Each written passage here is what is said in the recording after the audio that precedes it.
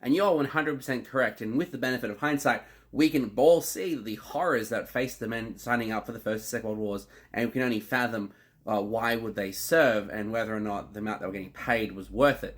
Unfortunately, for the men signing up for the First and Second World Wars, they didn't have that knowledge. For the men with the First World War, there were three major conflicts that took place within living memory that would have shaped their perceptions of conflict. That was the Anglo-Boer War, the Boxer Rebellion, and the Spanish-American Wars, all of which would happen within Australia's geopolitical sphere.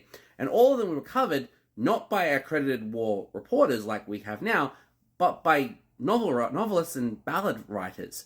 Banjo Paterson, Arthur Conan Doyle, Rudyard Kipling, H.G. Wells, and Winston Churchill all covered these conflicts, but not with telling facts and stories. They were writing to sell stories, to sell papers, and writing these conflicts as if they were writing Sherlock Holmes, or War of the Worlds, or Man from Snowy River, which greatly impacted upon the perceptions of the young men who would become of age by the time of the First World War. The problem with that also is within 1910, Australia introduced mandatory military service for anyone of warfighting age. It was aged from 7 to 45, which basically meant that you either had to be in the permanent forces, the militia, or in the cadets. And there was a lot of men, and we have several examples of it. For example, Jimmy Martin, who was so enamored by the pomp and ceremony of being in the cadets and banging the drum to call the kids in to class, that they dreamed of being able to test that experience in actual battle. The other issue that plagued Australia at the time was that a majority of them were at least one or two generations removed from Britain itself. And there's a certain level of frontierism, exploratory, risk-taking, that would allow someone to transplant from one side of the planet to the other, to live in Australia was more or less an untamed wilderness at the time. The war would have been seen as just another test of that skill and ability.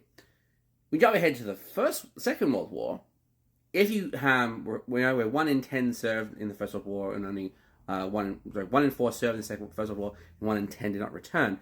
If you were fortunate enough not to have a living family member who died in the First World War, the experience they would have told you weren't all going to be of the blood and the gore and the incessant shelling and the trauma associated with that service. I mean, you have to listen to I Was Only 19 to hear this, our legend, my father never told me, it didn't seem quite real, they learned blood and gore in his times of service.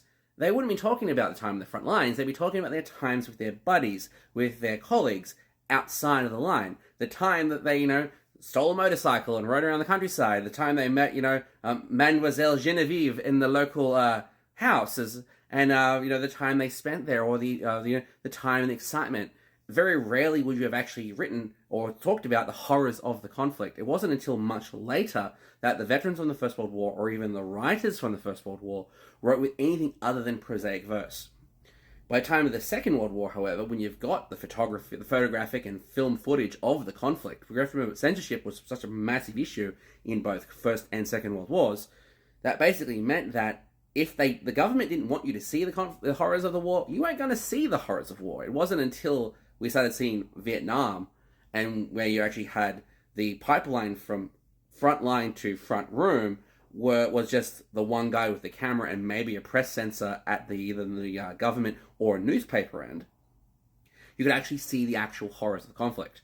But yes, you are 100% correct. Those who served up in the First World War or Second World War were not prepared for the type of war they were facing, because the wars that preceded the First World War were nothing compared to the war that they fought during the First World War. But even then, those signing up in the Second World War, the fathers who survived the First World War would go on to tell their sons, do not join the army, join the Navy, join the Air Force, because they saw the Second World War as just a continuation of the First, which basically meant was, for a lot of them, you're going to get slaughtered in the trenches.